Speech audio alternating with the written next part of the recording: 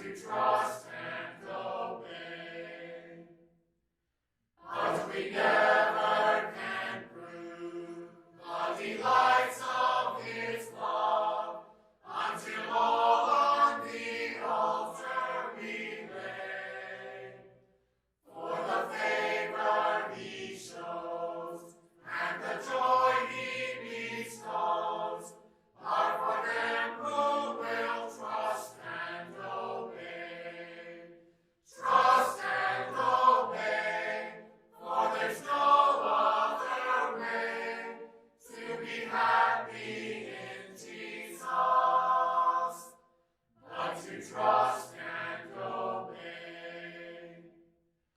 Then in fellowship sweet we will sit at His feet, or will walk by His side in the way. What He says we will do, where He sends we will go. Never fear, only trust and obey. Trust and obey, for there's no other way to be happy in Jesus but to trust and obey. Magandang gabi po. Miyerkules na naman ang gabi at panahon na naman upang tayo magsama-sama upang pagbulay-bulayan ang salita ng Diyos. Inaasahan ko nakasama natin ang ating mga kasama sa pamilya at sama-sama nating ninanamnam ang presensya ng Diyos at ang kanyang mga salita. Bagong lahat tayo ay manalangin. Panginoong Diyos, samahan mo po kami sa gabing ito ng aming pag-aaral. Naway masumpungan ka namin sa aming tabi at madama namin ang pagkasi ng banal na Espiritu. Sana po bigyan mo kami ng katalinuhan upang maunawaan namin ang iyong salita at gamitin mo lamang ang iyong lingkod upang maging daluyan ito. Sa halip marinig namin na ang banal na Espiritu ang nangungusap sa amin upang maging kapakipakinabang sa amin ang iyong salita. Sa pangalan ni Jesus. Amen. Basahin muna natin ang mga talata sa Biblia na siyang batayan ng ating paksa ngayong gabi. Mula po sa Kawikaan 3, talatang 5 hanggang 7. Kay Yahweh ka magtiwala buong puso at lubusan at huwag kang mananangan sa sarili mong karunungan.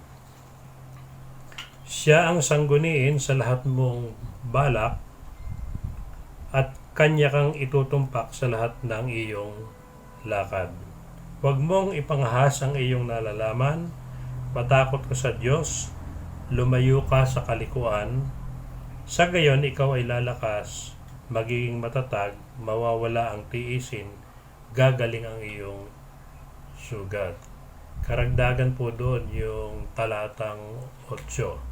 So, ang binasa natin ay Kawikaan, Kabanatang 5, mula 5 hanggang 8. Mga kapatid, ang paksa natin ngayon ay trust and obey. Mas tiwala at sumunod. Kung kaya ito rin yung titulo ng ating panimbulang awit.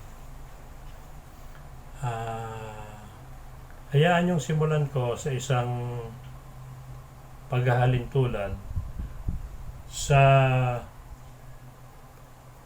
karanasan namin sa aming apong si Aslan. Nung siya ay wala pang 1 taong gulang ay napansin namin na gusto na niyang lumakad dahil naggagabay na siya.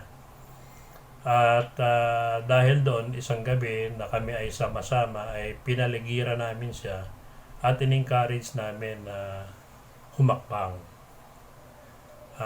Sa simula, siya ay nag-aalala, pero sa pagsisikap niya na humakbang at siya ay may pagkakataon na ah, mabubuwal, ay agad namin siyang sinasalo. At dahil dyan, na-realize niya na hindi pala siya masasaktan dahil mayroong mga tao na umaalalay sa kanya hanggang sa siya ay matutong lumakad. At kami ay galak na galak sa karanasang iyon, na naging dahilan kami ng confidence ni Aslan para matutong lumakad. Hindi po ba ito rin ang ating kanya-kanyang karanasan sa Panginoon? At kung minsan, ito rin yung ating sama-samang karanasan sa Panginoon. No, sa ating personal na buhay, meron tayong mga karanasan na nagpapakita na tayo inaalalayan, tinutulungan, sinasamahan ng Diyos upang magawa natin yung mga hindi natin kayang gawin. Sa atin namang kolektibong buhay, halimbawa bilang isang iglesia, nakita natin na sa ating pagtutulungan, sinamahan tayo ng Diyos para ating ipagawa ang ating kasalukuyang gusali ng simbahan. Sa pamamagitan ng ating pagtitiwala at pagsunod sa Diyos, nagiging posible ang lahat. Mga kapatid, hindi ko masisisi yung marami na sa kasalukuyan ay tila ba aandap-andap ang kanilang pagtitiwala at pagsunod sa Diyos, sapagkat bunga ng napakahabang sitwasyon na ito na ating kinaharap. May mahigit ng 2 buwan na tayo'y naka-lockdown at kung ano-anong mga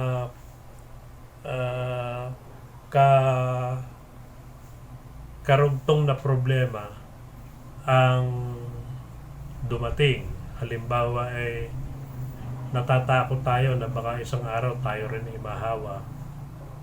Halimbawa ay natatakot tayo na baka kulangin ang ayuda mula sa pamahalaan. Natatakot tayo na baka magtagal pang lalo itong problemang ito at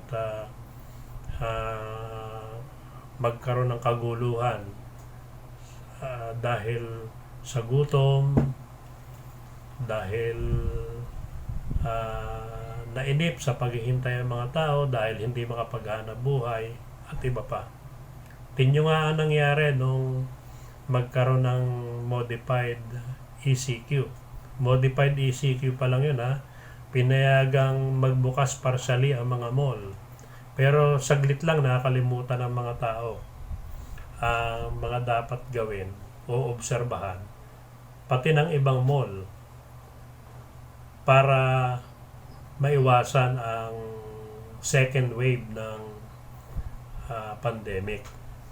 Kaya doon sa Cavite, agad na ipinasara muli ng gobernador ang mga mall, sapagkat sa loob ng isang araw na ito'y bukas ay 4 na po agad ang nahawahan. Dito naman sa Metro Manila, nagpapatuloy ang pagbubukas ng mga malls, pero napakahigpit na mga patakaran. Pero sa ibang lugar, halimbawa sa palengke, ay hindi maiwasan na ang mga tao ay makalimutan ang pagsunod. No? At dahil dyan, nangangamba ang marami na baka magkaroon ng second wave ng pandemic, na siya naman nating ipinapanalangin na huwag mangyari. Bakit po napakahirap ang magtiwala at sumunod kung minsan? Sa kabila ng napakahabang panahon na napatunayan ng Diyos kung gaano siya kabuti, kung gaano siya katapat, at kung gaano niya tayo minamahal. Samantalang ang atin lamang namang gusto ay gawin yung mga bagay na gusto nating gawin na alam nating makakabuti sa atin, at tayo ay nagtatakda ng mga timetable para magawa ang mga bagay na ito. Sa ibang salita, gusto nating gawin ang mga bagay na gusto nating gawin sa panahon na itinakda natin. Pero ang sabi sa verse 7 ng ating talata,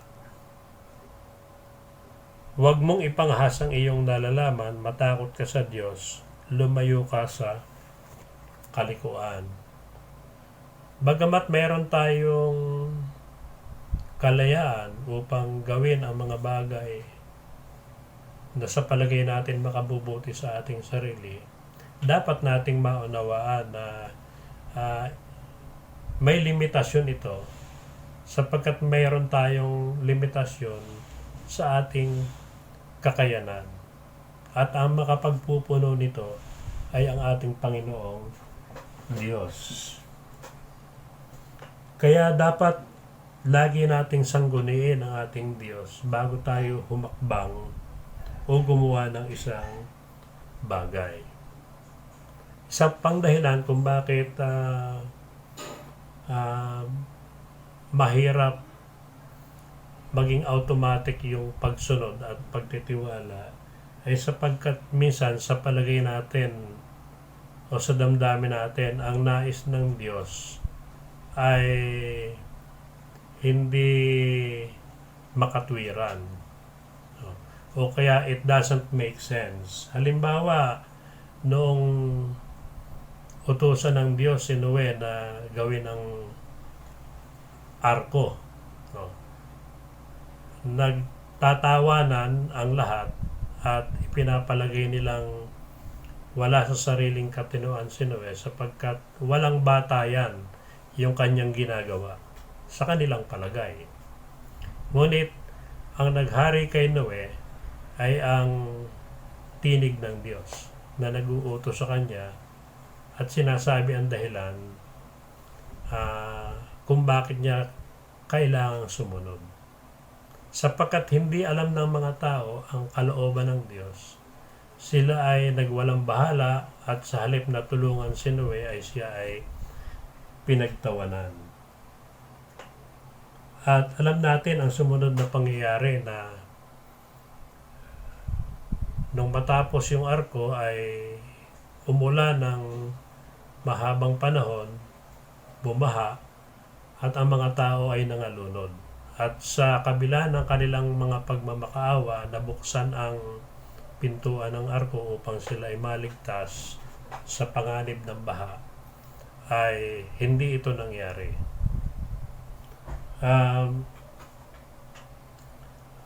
At ganon din yung karanasan ni Abraham, na matanda na siya at saka si Sarah, pero hindi pa sila pinagkakalooban ng anak. Pero sa advanced age ni Sarah, naging posible pa rin na siya magkaanak dahil sa himala ng ating Panginoong Diyos. At ang pinakalundo nung kwento ay nagkaanak nga sila ni Sarah, si Isaac. Ngunit nang siya'y lumaki na ay nais ng Diyos na ihandog ni Abraham sa kanya si Isaac. At si Abraham ay alam natin na nalungkot at dahil mahal na mahal niya si Isaac, hindi niya lubos maisip na ihahandog niya ang kanyang kaisa-isang anak kay Sarah sa Diyos. Ngunit ang naghari sa kanya ay ang pagsunod at pagtitiwala sa Diyos. At sa bandang huli, ni hindi nasaktan si Isaac. At ang pangako ng Diyos kay Abraham pa nga ay siya ay magiging ama ng mga bansa at siya'y pagpapalain ng mga pagpapalang kasing dami ng mga bituin sa langit at kasing dami ng mga buhangin sa dagat. At iniisip ko kung ako kaya nasa ganung kalagayan, ano ang aking gagawin. Pero ang sabi sa Isaiah 55:8-9, sapagkat ang aking mga isip ay hindi nyo mga pag-iisip, o ang inyong mga lakad ay aking mga lakad, sabi ng Panginoon. Sapagkat kung paano ang langit ay lalong mataas kaysa lupa, gayon ang aking mga lakad at lalong mataas kaysa inyong mga lakad, at ang aking mga pag-iisip kaysa inyong mga pag-iisip. Kaya ano man ang ating gawing pag-analisa ng mga bagay, hindi talaga natin lubos na mauunawaan ang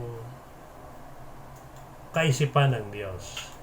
Pero mas makabubuti sa atin na kaysa i-rationalize pa natin mabuti at intindihin kung ano ang sinasabi ng Diyos, baka mas mabuting magtiwala tayo sa Kanya at sumunod, katulad ng ginawa ni Noe at ni Abraham. At upang tayo ay makapagtiwala ng lubos at sumunod sa Kanya, ay kailangang isuko natin sa Kanya ang ating mga kagustuhan, ang ating mga kaisipan, at ang ating mga ninanais. At ilagay ang ating kinabukasan sa kamay ng Diyos. Sabi ng Proverbs 3:5, tumiwala ka sa Panginoon ng buong puso mo at huwag kang manalig sa iyong sariling kaunawaan. Ang Diyos naman ay makatwiran at punong-puno ng hustisya o katarungan na Diyos. We can always communicate to Him and ask why. And perhaps He will give us the wisdom to understand His ways. Pero hindi laging oras, hindi sa lahat ng oras ay we can demand God to explain to us kung ano ang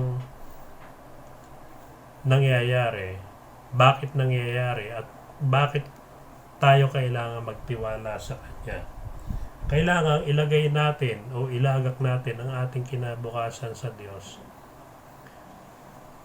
sa Kanyang mga kamay. At tayo ay sumunod ng lubusan. Tayo kasi ay may tendency na sabihin na nagtitiwala tayo sa Diyos. Pero kapag may dumarating na mga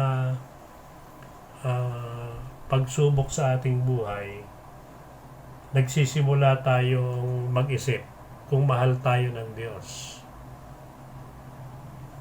At nagsisimula rin tayong magtanong kung bakit pinapayagan niya na mangyari ang mga bagay.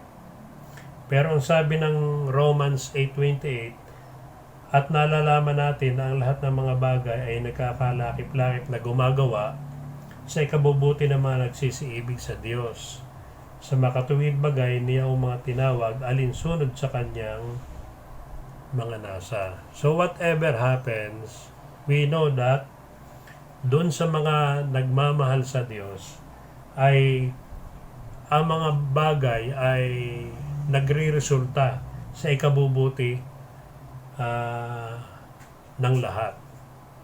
Ng lahat na nagsisiibig sa Kanya.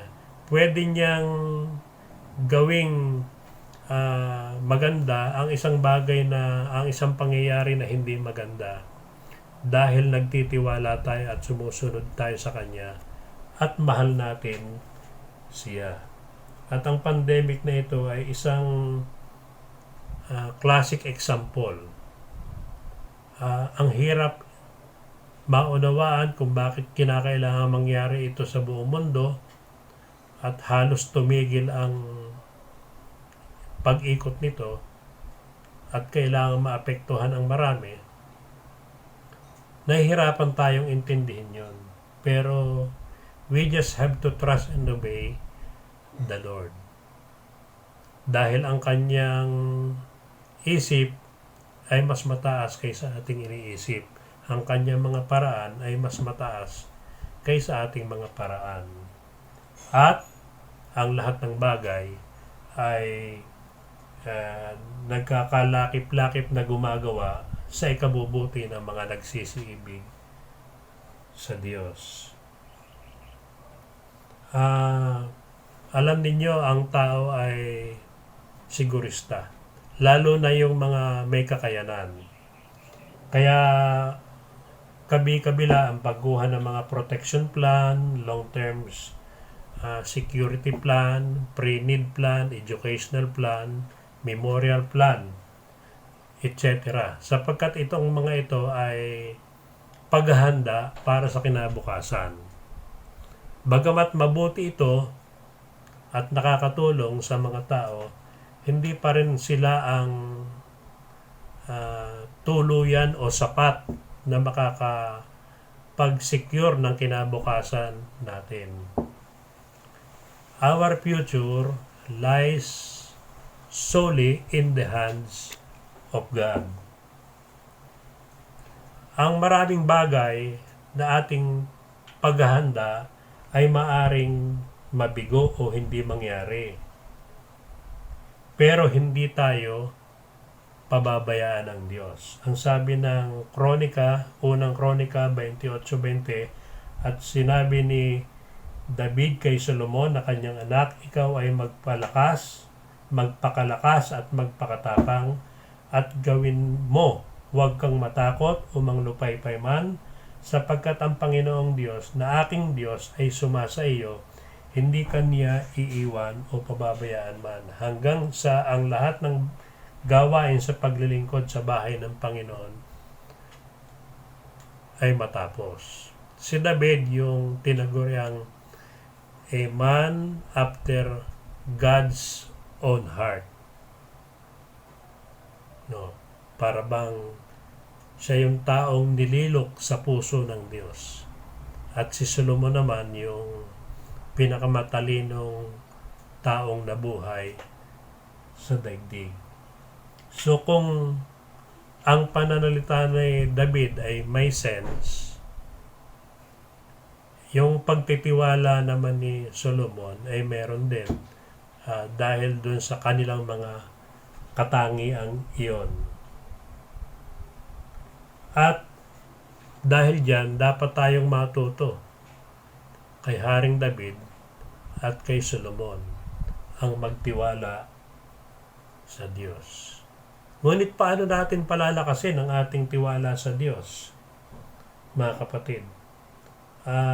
Una, kailangan nating dagdagan ang ating kaalaman tungkol sa Diyos. Patuloy tayong mag-aral, patuloy tayong magsaliksik patungkol sa Kanya, at tuklasin ang mga bagay tungkol sa ating Diyos upang mapatunayan natin, upang makumpirma natin kung gaano kabuti ang Diyos at gaano katotoo ang Kanyang existence at kinalaman sa ating mga buhay.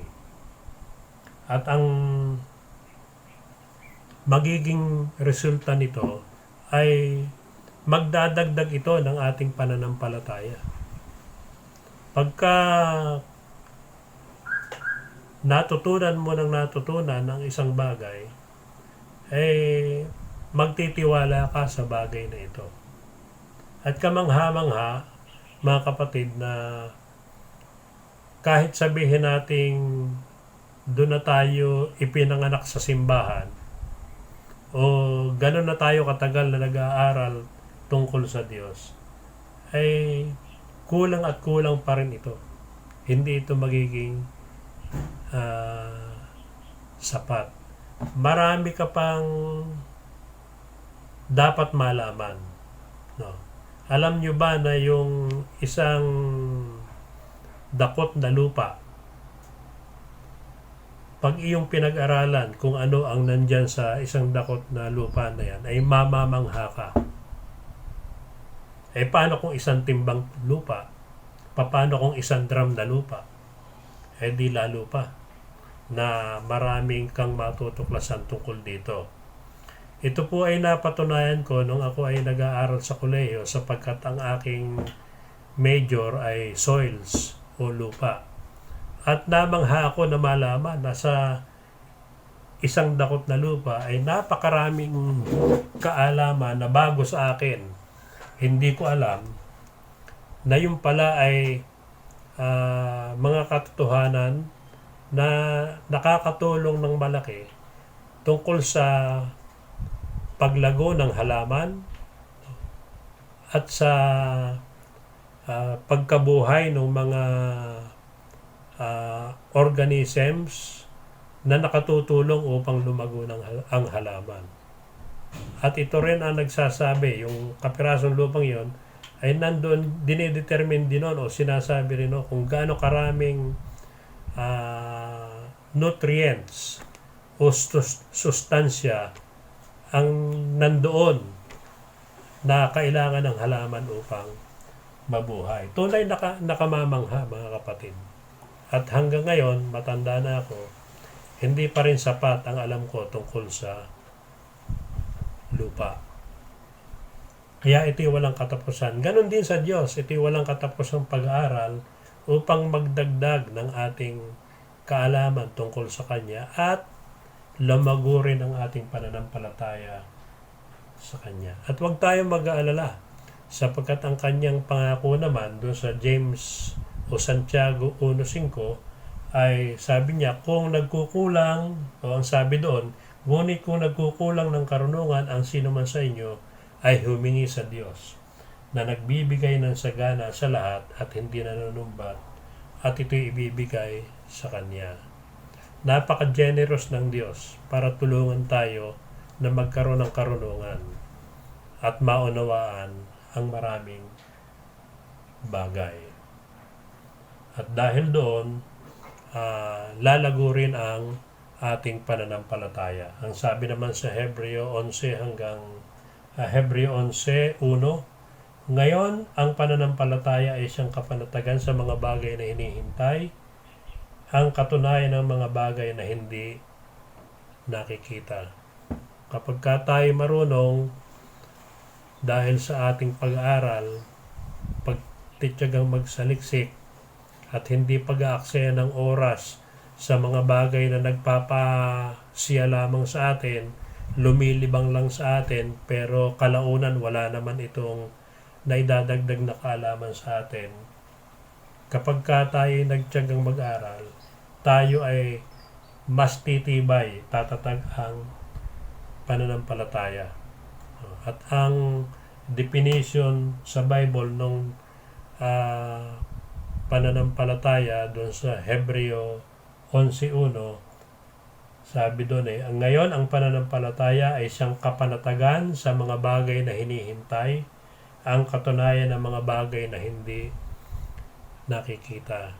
Kaya pala pagka tayo ay nagtiwala at sumampalataya sa Diyos, tayo ay nagiging panatag, sapagkat nadadagdagan ang ating pananampalataya, bunga ng ating patuloy na pag-aaral at pagtuklas tungkol sa ating Panginoong Diyos. Ang magiging bunga noon ay kapanatagan, kapayapaan, kasapatan,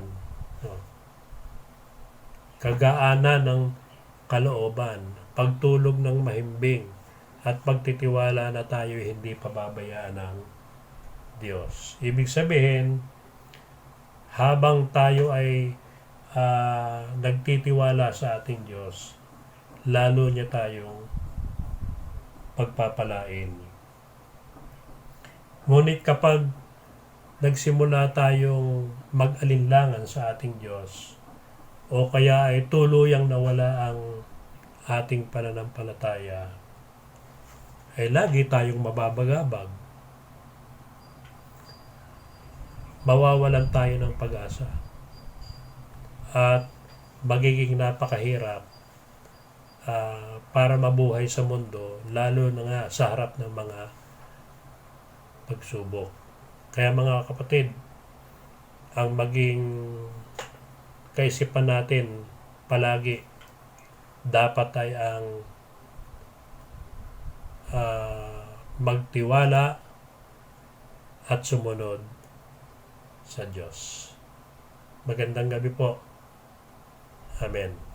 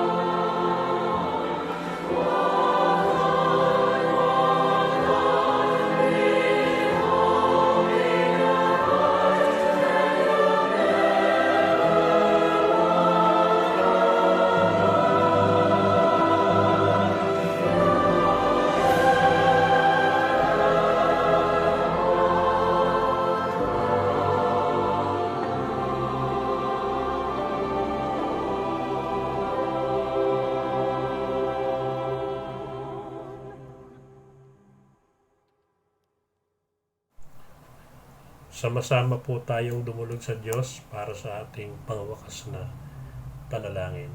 Panginoon, salamat po sa kabutihan mo. Patawad po sa aming mga kasalanan at salamat din sa pagtitiyaga mo sa amin upang kami matuto. Sana sa pamamagitan ng gawain ngayong gabi ay nakadagdag ito ng aming kaalaman tungkol sa pagsunod at pananampalataya. At huwag kang mabigo sa amin. Sana, O Diyos, ay sa pagdaraan ng panahon ay lalong lumakas ang aming pananampalataya at lalo naming ilagak ang aming buhay sa iyo, ang aming kinabukasan sa iyo, sapagkat ikaw lamang naman talaga ang makapagbibigay ng sapat sa lahat ng aming kailangan. iyo pong patnubayan ang aming bansa, ang buong mundo. Sana po ay pagalingin mo na siya at pagtagumpayin laban sa COVID-19. Tulungan mo po ang mga pinuno, ang mga namamahala sa buong mundo, ang lahat ng frontliners, ilayo mo sa kapahamakan, bigyan mo ng passion at commitment para magpatuloy sa paglilingkod. Ang mga hindi pa nahahawahan, ingatan mo po sila at bigyan ng malakas na resistensya, at ang mga biktima ay iyong pagalingin. Maghimala ka sa kanilang buhay, hawakan mo ang kanilang mga kamay upang sila ay gumaling. At sa pangalan ni Jesus, nawa ang lahat ng tao na mayroon ito at ang mayroong iba pang mga sakit ay makaranas ng kagalingan mula sa iyo. Panginoon naming Diyos, patuloy mong tulungan at pagpalain ang mga tao at organisasyon na tumutulong para mapagaan ang mga pasanin ng aming bayan tungkol sa sakit na ito. Sa iba't ibang paraan sila ay tumutulong. Sana po ay pagpalain mo sila.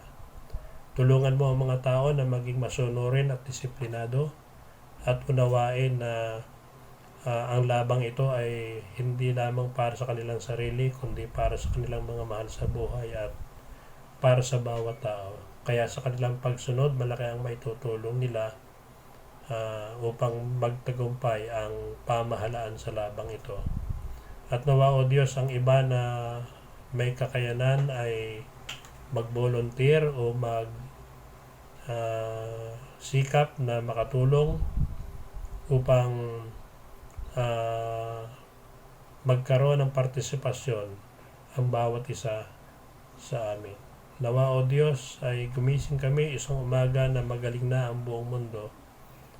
At ito ay mangyari na masasabi namin sa aming sarili na kami ay nagkaroon ng bahagi dito sapagkat kami nakipanalangin, nag-volunteer, tumulong sa pamamagitan ng aming mga kakayahan at kaalaman.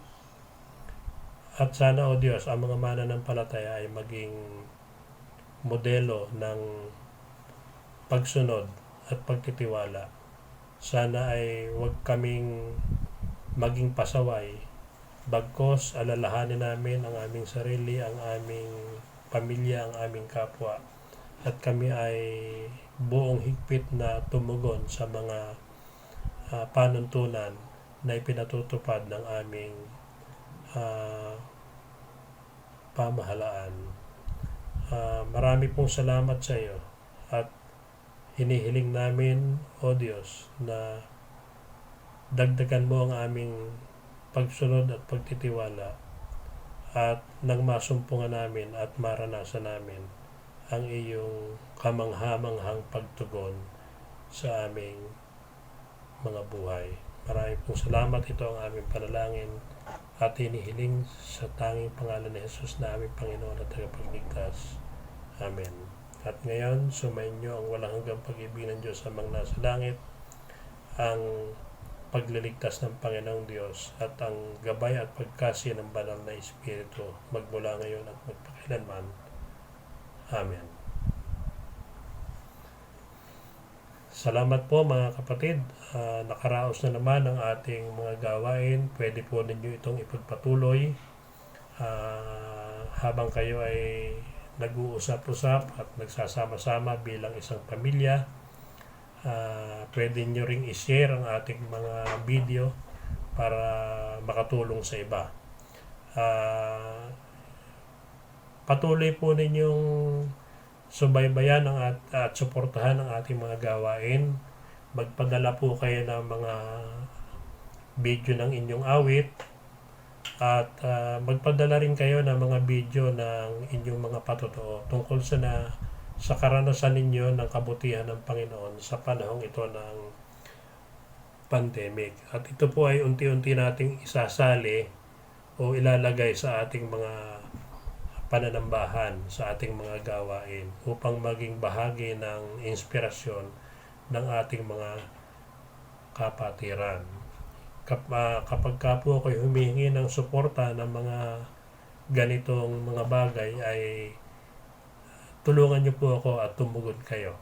At kung hindi naman natin magagawa o kaya, ay sabihin niyo agad sa akin upang ako ay makagawa ng ibang paraan o hakbang at nang hindi mabitin yung ating mga gawain.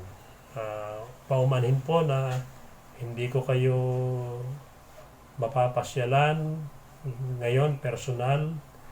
Ang sinisigurado ko lang po sa inyo ay kasama kayo lagi sa panalangin namin ni Ate Cynthia tuwing gabi.